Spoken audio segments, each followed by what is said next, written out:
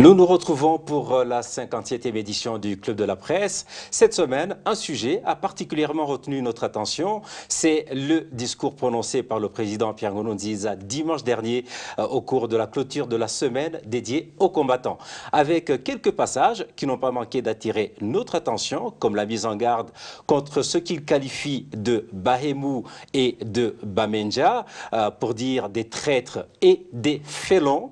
Mais c'est surtout le deuxième terme qui a motivé le choix de ce discours, encore que même le premier, on le verra certainement, n'est pas moindre. Dans ce même discours, Nkurunziza se compare, lui et ses combattants du CNDD-FDD, aux illustres personnages de l'histoire du Burundi qui se sont battus pour le pays, Donare Rushatsi Ndadaye, en passant par Mwezi Gisabo ou encore Gwagasore. Pour scruter à fond ces propos, nous sommes avec deux invités, Bob Rugurika, directeur de la radio publique africaine, la RPA. Bonjour. Bonjour Franck. Nous sommes également avec Désiré Hatungimana, qui est le rédacteur en chef de la radio Inzamba Agate Kakawe. Bonjour. Bonjour Franck. Et bienvenue à tous les deux. Merci. Bob Rugurika, allons droit au but en parlant de ce qui s'opposerait à ces décisions de Nkurunziza, qui les qualifie de Bahemou et de Bamenja. Quel sentiment ces termes vous inspirent-ils? Tout d'abord, laisse-moi vous dire qu'il est devenu vraiment trop douloureux de débattre sur les propos de Nkurunziza, d'être amené chaque fois à discuter, à analyser ensemble. Douloureux mais nécessaire? Oui, nécessaire, c'est vrai, mais non plus, je dois vous dire que c'est un crève-cœur dans le sens où, dans d'autres pays aujourd'hui, au XXIe siècle, les débats se focalisent sur des projets de développement. Les débats se focalisent sur des lois. Des lois qui sont à l'origine de plusieurs projets de développement. Aujourd'hui, c'est ça le débat dans le monde. Alors, mais nous, c'est vrai que, bon, mais on n'y peut rien, on est obligé de le faire, on est obligé de débattre sur le discours de haine. Le discours de haine, la politique de haine de M. Nkurunziza. Mais qu'à cela nous tienne. Je voulais vous dire que, tout d'abord, il faut constater avec moi que c'est tout à fait normal pour Nkurunziza qu'il tienne à la longueur des années ces discours de haine. Parce que depuis son accession, son arrivée au pouvoir en 2005, Nkurunziza n'a rien fait pour le développement du Burundi. Nkurunziza n'a jamais pris des décisions qui boostent l'économie du pays, qui crée des conditions de vie favorables pour les Burundais. Nkurunziza... Si, quand même, il y a quand même quelques décisions, notamment la gratuité de l'école primaire, la gratuité des femmes qui mettent au monde et les enfants de 0 à 5 ans. C'est vrai. Et puis sa politique... Écoute Franck, les deux mesures qu'il chante depuis 2005. Mais consultez les rapports de l'UNICEF, consultez les rapports de l'OMS, en ce qui concerne la santé maternelle. Consultez les rapports de l'OMS en ce qui concerne l'éducation au Burundi. Vous allez constater que ces mesures étaient salutaires, dans le sens où elles auraient été bien appliquées, où elles auraient bénéficié des mesures d'accompagnement. Mais tout ça n'a pas été fait, et Nkurunziza a détruit par contre le secteur de l'éducation, parce que, ok, il a déclaré la gratuité des frais scolaires, mais allez voir. Est-ce que le taux de scolarité a augmenté au Burundi? Pas du tout. Pas du tout.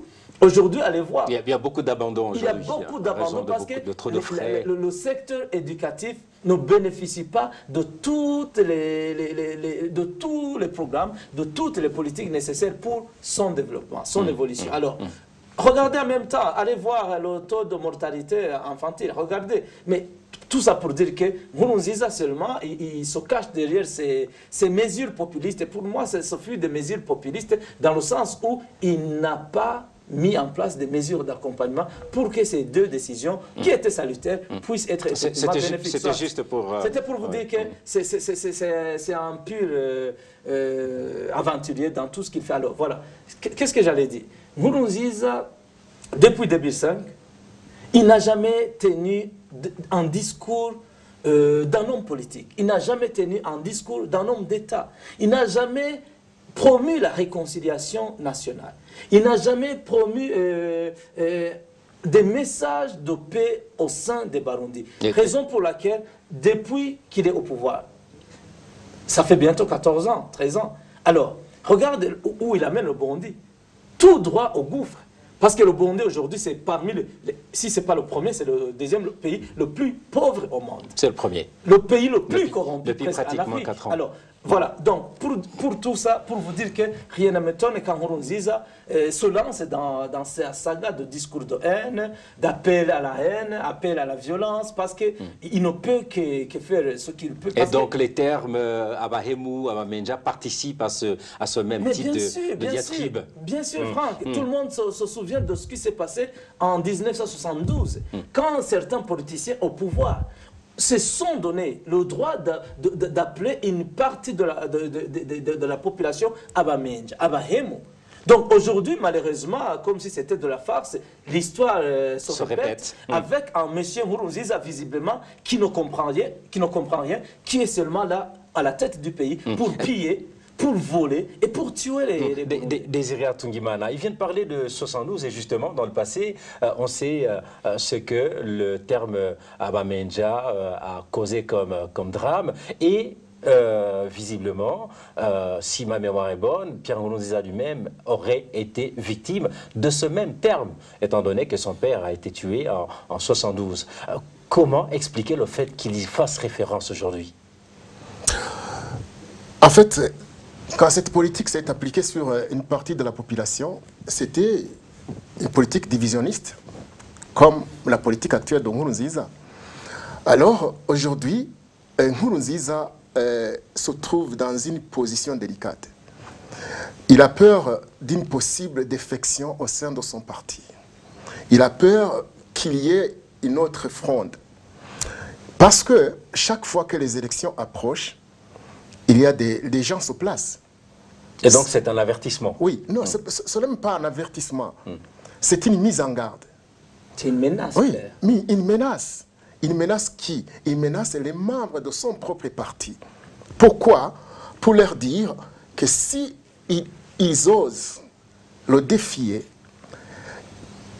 ils seront comme Léonidas Atungimana, comme Onésime, qui étaient des cadres du parti, mais qui sont partis sans rien prendre de leur richesse. Alors, il est en train de mettre en garde les membres de son propre parti, faisant référence à l'année 72, où des gens ont été massacrés par un pouvoir irresponsable.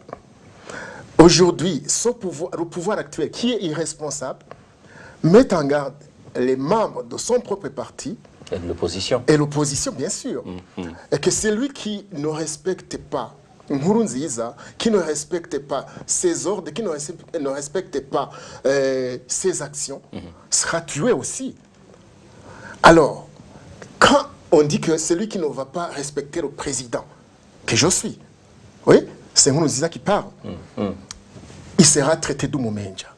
Et Umumenja, à l'époque, c'était quelqu'un qui était mis à l'abattoir. Alors, s'il compare ces deux périodes, on voit clairement que Nkurunziza veut créer encore une fois le chaos au Burundi. Et c'est malheureux et c'est dangereux pour notre pays parce que, comme Bob l'a dit, l'histoire se répète, mais malheureusement, devrait se répéter dans de bonnes choses. Ce n'est pas les tueries que le Burundi a besoin. Le Burundi a besoin du développement. On a dit que nous sommes le premier pays le plus pauvre du monde, le plus corrompu, le plus violent. Le plus affamé. Et aujourd'hui, au lieu de travailler pour que le Burundi soit prospère, on veut revenir à l'année 72. 50 ans après, c'est terrible. Oui. Bob, vous pensez que les termes utilisés par Pierre Nkurunziza sont un prélude à des actes criminels contre ceux qui ne l'écoutent pas? Ce n'est pas un prélude. Le discours de Nkurunziza, les termes utilisés par Nkurunziza s'inscrivent dans le prolongement d'une politique de haine que Nkurunziza a installée au Burundi, d'une politique de violence que Nkurunziza est en train de promouvoir au Burundi. Donc, Comme Désiré le disait tout à l'heure, ça veut dire quoi? Nkurunziza, aujourd'hui, effectivement, à la veille des élections de 2020, bien qu'il n'y a jamais eu avec Nkurunziza de bonnes élections crédibles et transparentes et démocratiques. Donc, parce que vous l'avez vu, depuis 2010, 2015, chaque fois que Nkurunziza a tripoté ces élections, il y a eu des crises politiques, il y a eu des crises de sécuritaires. Donc, ça a été le cas en 2010 et c'est le cas aujourd'hui en 2015 avec toutes les conséquences actuelles. Alors, Nkurunziza aujourd'hui, par contre, c'est quelqu'un qui panique. En fait, comme Désiré le disait, aujourd'hui, ces termes, c'est synonyme d'une mise en garde, non seulement à l'endroit de ses opposants, mais effectivement à l'endroit de ses compagnons de lutte à l'intérieur du sein des DFDD. Parce qu'il sait que, par exemple, il a menti. Il a dit ouvertement, même dans son discours, en disant soyez des modèles, soyez des héros, surtout vous du sein des DFDD. C'est ça que j'étais en train de dire. Il panique, en fait. Il dit, écoute, je suis le prince, je suis le roi, c'est moi, Nkurunziza, le roi. Donc, toute personne qui va oser vouloir le défier, il sera traité comme Umumenja ou Muhemu. Donc, alors, il sera tué. Il sait, c'est ça. Oui. Il sera tué, exilé ou coffré à la prison. Alors, Nkurunziza, il sait qu'il a menti d'abord à la communauté internationale, qui ne se représentera en 2020, alors qu'aujourd'hui, nous avons toutes des informations crédible et fiable que Nkurunziza se prépare pour se maintenir au pouvoir en 2020. Ça, je vous appelle à me méfier.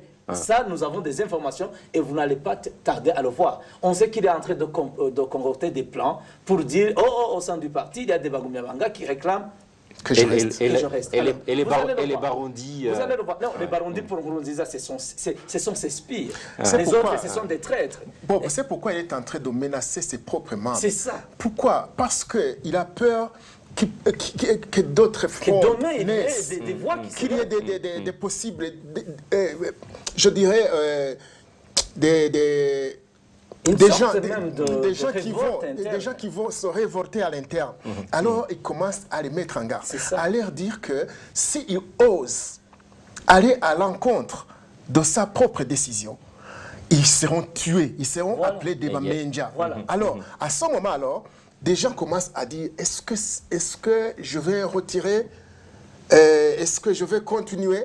Alors, il y a une psychose. C'est parce que chaque fois qu'il y ait une guerre de succession, au moment où il a dit qu'il va quitter, des gens ont commencé à se préparer, à le succéder. Alors, la guerre de succession, c'est une guerre terrible. Elle a commencé, mais Nkurunziza, qui ne veut pas quitter, menace ces gens qui espèrent le remplacer. Alors, ces gens seront soit tués, soit exilés ou coffrés. Ou ils vont changer de... Ou bien ils vont adhérer. Oui, ils vont se courber à Désiré. C'était ça, c'était un peu on revient pour terminer avec ces termes de Bamenja, de Bahemu. Tout récemment, il y a à peine 2 mois, à la commission d'enquête des Nations Unies, qui enquête sur le Burundi, sur les crimes qui se commettent au Burundi, a mis au grand jour Pierre Nkurunziza comme étant le principal auteur des discours de haine. Or, le camp de Nkurunziza a complètement renié le rapport dans son entièreté, en particulier les passages qui mettent justement le doigt sur Pierre Nkurunziza. Est-ce que vous ne pensez pas que le discours de dimanche dernier confirme les dires de ce rapport? Bien sûr. Il vient de confirmer. Il le confirme chaque fois qu'il a l'opportunité de s'exprimer. Chaque fois, il y a des dérapages. Et ces dérapages sont enregistrés. Ces dérapages sont notés quelque part. Et si l'ONU sort un rapport, il n'y a pas moyen de se tromper parce que l'ONU a des experts.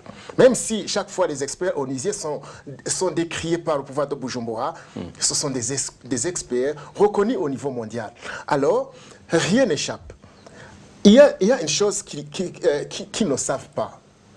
En diplomatie, tous ces diplomates qui sont au Burundi, ils travaillent pour leur propre pays. Ces pays sont membres des Nations Unies, sont membres de l'Union européenne, sont membres de l'Union africaine. Et ils donnent rapport à qui? Aux pays qui les ont mandatés. Si la France a une ambassade au Burundi, l'ambassadeur a l'obligation de donner rapport à Macron ou à son ministre des Relations extérieures. Et les ambassades font partie des institutions les plus renseignées. Ce sont ces ambassades qui renseignent le monde. Ce sont ces ambassades qui renseignent leur pays. Et chaque fois, le Burundi a tendance à dire non, c'est pas vrai ce qu'ils disent, c'est pas vrai, il n'y a pas des gens qui sont venus ici. Mais ils oublient qu'il y a des ambassades là-bas qui donnent rapport. Alors, tout ce qui a été écrit est correct. Et aujourd'hui, il commence à l'étayer lui-même. Bob Rugurika, je l'ai dit dans ces plusieurs passages dans son discours de dimanche dernier qui ont attiré notre attention. Il y a par exemple celui où il appelle tous les Burundais à se montrer braves pour donner de leur vie pendant la guerre.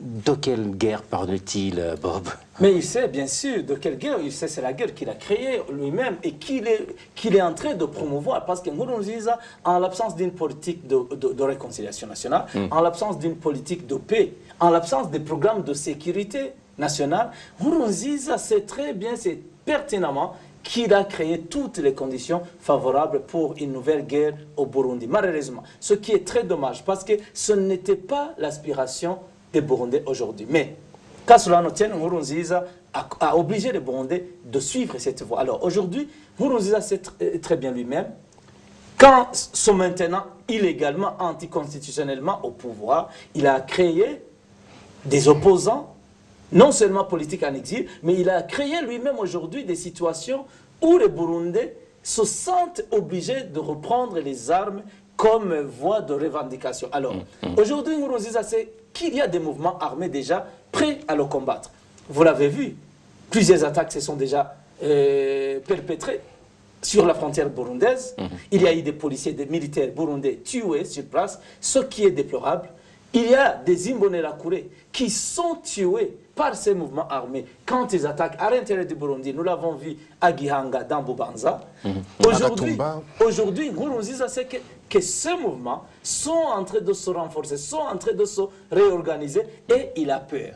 Il a peur et c'est pour cela qu'aujourd'hui, il commence à lancer ce genre de message, à appeler des Burundais, notamment ces spires-là au sein des DFDD, pour dire préparez-vous, soyez braves, n'ayez pas peur, soyez prêts pour se battre contre l'ennemi. Mais quel ennemi il parle? Aujourd'hui, Nkurunziza, l'ennemi, c'est tout le peuple, en fait.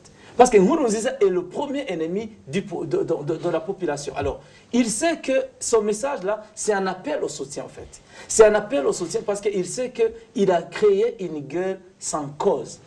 Aujourd'hui, Nkurunziza sait très bien qu'au sein des militaires burundais, qu'au sein des policiers burundais, bien sûr pas ces militaires corrompus ou manipulés par Nkurunziza, mais il sait qu'il y a plein qui ne sont pas prêts à se battre pour lui, pour sa cause. Et c'est pour cela, en fait, c'est un message presque, c'est un langage de désespoir, où Nkurunziza, mais en temps normal, un chef d'État n'a pas à appeler l'armée ou la police, ou bien les populations à combattre contre l'ennemi, parce que c'est le devoir citoyen, c'est le devoir professionnel pour les militaires de combattre l'ennemi. Par contre, Nkurunziza sait que lui, il est devenu l'ennemi du peuple et il essaie de faire un appel au soutien pour dire chers militaires, chers policiers, surtout vous du CNDD-FDD, sachez que demain l'ennemi peut nous attaquer, soyez prêts à combattre. C'est quelque part un langage désespéré. Désiré, vous pensez la même chose comme Bob?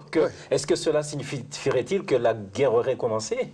Je suis de son avis, parce que nous avons appris qu'il y a eu des attaques au Burundi parce que nous sommes des journalistes, nous sommes informés. Nous savons qu'il y a beaucoup de militaires qui ont péri au Congo. Et ils allaient faire quoi? Combattre les mouvements rebelles qui existent. Mais pourquoi? Parce que des mouvements rebelles naissent parce qu'il y a des ordres dans le pays. Quand Nkurunziza a pris les armes, c'était parce qu'il y a l'injustice. Il a voulu combattre l'injustice, mais à la longue, il a installé une injustice totale au Burundi. Alors d'autres qui ne veulent pas qui ne veulent pas accepter cette injustice, ils ont pris les armes. C'est pourquoi aujourd'hui, il est en train d'amadouer les policiers, les militaires par des causeries morales, leur disant qu'il faut être brave, il faut être exemplaire, parce qu'il sait qu'il y a des divisions à l'interne. Pas plus tard qu'hier, il y a le porte-parole de la police, Ngurikiye, qui a dit qu'il appelait les policiers à ne pas être coupables de traîtrise. Oui, c'est quoi ça? C'est parce qu'ils sont sûrs, ils ont des informations fiables que l'armée est divisée, que la police est divisée. Parce qu'il y a des gens qui sont conscients, qui sont intelligents, qui ne veulent pas combattre pour l'intérêt d'un seul homme ou bien d'un groupe. Mais aujourd'hui, ces gens ne veulent pas verser le sang des autres Burundais. Pour quel intérêt? Pour quel intérêt? Tu as dit qu'il y a des qui se comparent aujourd'hui à Ntare Rugamba, à Mwezi Gisabo.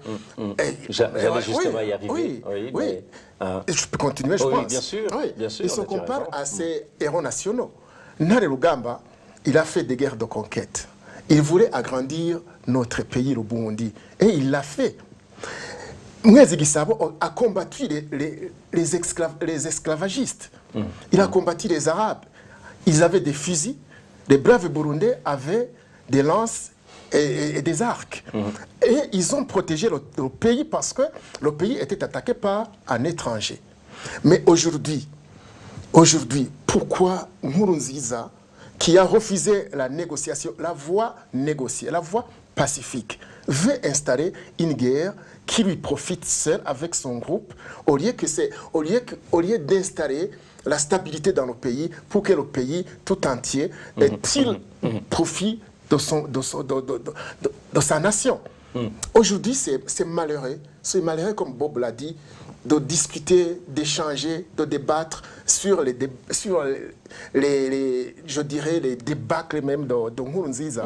Et pas qu'une fois en plus. Oui, parce que nous sommes obligés, mais c'est malheureux. Oui, c'est indigeste même. Parce que un président de la République devrait, à mon sens, travailler pour le bien d'une nation. Ne pas penser à la guerre. S'il y a des gens qui sont prêts à négocier, qui sont là pour la voie pacifique, un président responsable devrait emprunter cette voie. Mais le nôtre, aujourd'hui, il est en train de chercher une guerre qui ne profite qu'à lui. Mais la guerre peut aussi le détruire. C'est ça, c'est ça. Ils oublient ça. Ils oublient ça. On dit qu'on sait comment une guerre commence, mais on ne sait pas comment ça se termine. Oui. Ils ont pris les armes, ils n'ont pas gagné la guerre, ils vont encore une fois provoquer une guerre alors que ce sont eux qui dirigent. Ils ont commencé d'ailleurs. C'est ce qui est malheureux. Oui. Et pourtant, il y a quelques jours, le même Nkurunziza a accordé une note de 96% au ministre de la Défense, de la Justice et à celui de l'Intérieur, en les félicitant de la situation sécuritaire qui prévaut au Burundi. De la poudre aux yeux, avant de revenir sur les derniers propos de Désiré. C'est pas seulement de la poudre aux yeux, mais je voulais vous montrer que Nkurunziza, c'est un pire démagogue en fait. Et aujourd'hui, je voudrais faire un appel à tous ces sbires, à tous les courtisans de Nkurunziza, au sein du CNDD-FDD, de constater avec nous que Nkurunziza c'est un grand menteur. Depuis son accession au pouvoir, Nkurunziza n'a cessé de chanter en implorant même, en évoquant le nom de Dieu. Mais heureusement, j'ose espérer que ce n'est pas notre Dieu. C'est pas notre Dieu d'amour dont il évoquait, dont il parlait. Il aurait son propre Dieu. C'est son propre Dieu, ces petits dieux-là. Alors, par contre, aujourd'hui, je voudrais faire appel à ces gens. Les dieux grecs. Je voulais faire appel à ces gens pour qu'ils constatent que Nkurunziza, c'est un menteur. Nkurunziza n'a jamais cessé de dire qu'au nom de Dieu même, qu'il jure qu'il n'y aura plus de guerre au Burundi. Et quelques années après, aujourd'hui, il appelle ses courtisans, il appelle sa milice Imbonerakure de veiller à se préparer pour la guerre. De se préparer à une guerre contre l'ennemi. Mais quel est l'ennemi dont Nkurunziza parle? C'est qui? On ne le voit pas. Tout ce qu'on sait, c'est aujourd'hui Nkurunziza qui est devenu l'ennemi du peuple. Parce que Nkurunziza, quand les gens l'ont placé au pouvoir, mais ils espéraient un développement. Ils espéraient du travail, ils espéraient un pays sans corruption. Et c'est tout à fait le contraire. C'est tout le contraire. Vous posiez la question de savoir qui est l'ennemi, mais c'est vous, Bob, l'ennemi de Nkurunziza.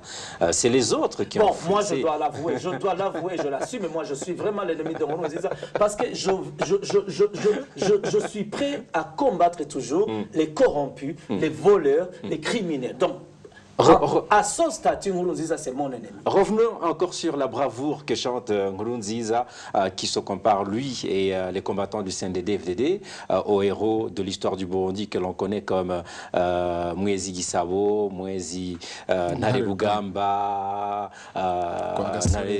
Chambaranama, ou encore Rwagasore Ndadaye. Mais Bob, on sait que le CNDD-FDD et Pierre Nkurunziza se sont quand même battus pendant des années pour en arriver, notamment aux accords d'Arusha, qui ont permis quand même une certaine paix au Burundi. Est-ce qu'ils ne mériteraient pas, juste pour ça, ce titre de héros? Non, pas du tout, pas du tout. S'il vous plaît, Franck, même si vous consultez le terme et le nom, le mot héros dans le dictionnaire, n'allons même pas dans les histoires des nations. Consultez le dictionnaire, vous allez voir ce que c'est un héros. Ce n'est pas Nkurunziza. Nkurunziza c'est un bandit, Nkurunziza c'est un voleur, Nkurunziza c'est un corrompu. Donc, et tout ça diffère d'un héros quand même. Donc, c'était pour vous dire, si Nkurunziza, avec tous ses camarades, avec toutes les victimes que cette guerre a fait, aujourd'hui, moi je salue la mémoire des gens du CNDD-FDD qui sont tombés sur le champ de bataille. Je salue la mémoire des militaires burundais qui sont tombés sur le champ d'honneur en train de défendre la patrie. J'espère que ce n'est pas du cynisme. C'est pas du tout du cynisme. C'est pas du tout. Par contre, je veux vous étonner parce que nous avons des informations. Ces gens aujourd'hui au pouvoir, ce ne sont pas les meilleurs combattants que le CNDD-FDD avait. Non. Les meilleurs combattants ont été exclus, d'autres sont morts. Les meilleurs combattants ont été exclus. D'autres figurent parmi ces frondeurs aujourd'hui que Nkurunziza a chassés. Par contre, l'équipe aujourd'hui au pouvoir, le Nkurunziza avec cette équipe des Bunyoni, des autres, là, les petits généraux là, mais je vous jure, ces gens, c'était des paresseux au maquis.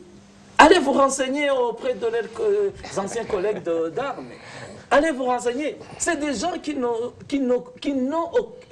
aucun art de la guerre. Donc, à titre d'exemple, le fameux Guy Hahela, le Nzigama Jean-Baptiste, le député, qui circule à travers tout le pays, a manipulé la jeunesse burundaise, a instrumentalisé, a militarisé cette jeunesse, Imbonerakure. Mais c'était un caporal de l'armée régulière à l'époque des années 90. Après, il a rejoint le maquis. Mais renseignez-vous ce qu'il a fait au maquis. Il s'est tiré lui-même une balle sur les pieds pour qu'il puisse aller être hospitalisé. Parce qu'il voulait... Pour éviter la guerre.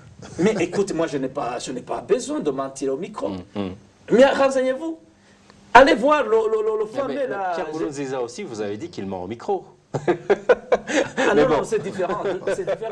Lui c'est un démagogue. Écoute, alors, allez vous renseigner sur le fameux Gérard Ndabirabe. Le gars là qui véhicule chaque jour des discours de haine. Allez vous renseigner au maquis, qu'est-ce qu'il faisait? Il ne combattait pas.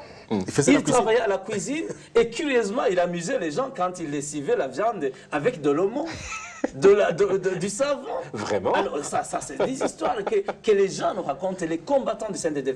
Alors, pour dire tout ça, que ces gens aujourd'hui qui chantent « Oh, Tchara Tuvunye, oh, nous avons tant souffert pour ce pays et nous n'allons pas lâcher. » Mais ces gens, c'était des paresseux. Même aujourd'hui, regarde, c'est des paresseux. C'est des paresseux dans leurs fonctions. Regarde Nkurunziza. C'est un président paresseux, parce que d'autres présidents ailleurs aujourd'hui, on le voit. Ils sont en train d'inaugurer chaque jour des grands chantiers de développement, des grands chantiers économiques. Mais regardez les gens comme les Bunyoni, quand on les met à la tête de la police ou bien ministre de la Sécurité. Mais ils détruisent la police. Ils ne nous créent pas une police républicaine. Et ils prennent des photos devant, des selfies devant des immeubles qu'ils ont construits. Mais voilà, c'est ça. Voilà. Pour vous dire, pour conclure mon propos, c'est des bandits aujourd'hui au pouvoir. La clique au pouvoir, c'est des bandits, c'est des corrompus, c'est vraiment c'est des gens... Normalement, ils ont trahi Ils ont trahi les le familles, Burundi. ils ont trahi ces parents qui ont envoyé des enfants, leurs enfants, au champ de bataille, parce qu'ils sont partis pour combattre l'injustice. Et en revenant, ils ont installé l'injustice. Maintenant, des gardes de 40 ans, ils ont 5-10 maisons, alors que des ministres de l'ancienne époque n'ont pas même une maison. Ils sont dans des locations-ventes. Mais les autres ont des maisons en étage, 10 maisons, alors qu'ils ont 40, qui viennent de quitter le maquis. Ils ont installé l'injustice, ils ont installé n'importe quoi au Burundi, alors qu'ils ont pris les armes pour aller combattre cette injustice. En revenant, ils ont trahi ces familles, ces parents qui ont perdu les enfants au champ de bataille, alors qu'ils voulaient combattre l'injustice. Et ces gens, ces malheureux qu'ils viennent et qu'ils installent l'injustice, au lieu de combattre l'injustice, parce qu'ils avaient l'opportunité, parce que ce sont eux qui dirigent. Mais ce qu'ils ont fait, c'est franchement un désastre pour le pays. Pour terminer, Désiré, qu'est-ce qu'il faut faire pour éviter une polémique sur le terme de héros au Burundi? Non, il faut que des gens soient sincères. Il faut que des gens apprennent à dire la vérité. Il faut que des gens apprennent à éduquer leurs enfants d'une façon honnête. Il faut que les gens apprennent l'histoire de notre pays. Parce qu'il y a des gens, beaucoup de gens, qui sont morts parce qu'ils voulaient du bien pour le pays. Il y a d'autres qui viennent et qui ne sont pas des modèles. Alors, il faut que les gens apprennent de l'histoire du pays et qu'ils apprennent du bien de l'histoire du pays. Et qu'ils viennent pour construire le pays. Parce que le Burundi ne sont pas une fatalité. Ce n'est pas la fatalité pour le Burundi. Pour que le Burundi soit le premier pays corrompu du monde, le premier pays pauvre du monde, ce n'est pas la fatalité. Il y a moyen d'en sortir. Mais pour en sortir, il faut des gens qui aiment leur pays, qui aiment la nation, qui ont le courage de mourir pour le bien et non pas de mourir pour leur propre intérêt. À ce moment, le Burundi peut sortir de cette crise installée par des égoïstes. À ce moment, le pays peut avancer parce que nous savons que les années 80, les années 90, le Burundi était un modèle dans la sous-région. Espérons que les propos de Désiré, de Bob, que le pays s'en sorte sans qu'il y ait perte de trop de vies comme à certains moments Bob, tout comme Désiré, l'ont craint. Et c'est ici que cette 57e édition du Club de la Presse prend fin. Merci à nos deux invités, Désiré Atungimana, rédacteur en chef de la radio Inzamba Gate Kakawe. Merci beaucoup. Merci Franck. Merci beaucoup également à vous, Bob Rugurika, directeur de la radio publique africaine. Merci encore une fois.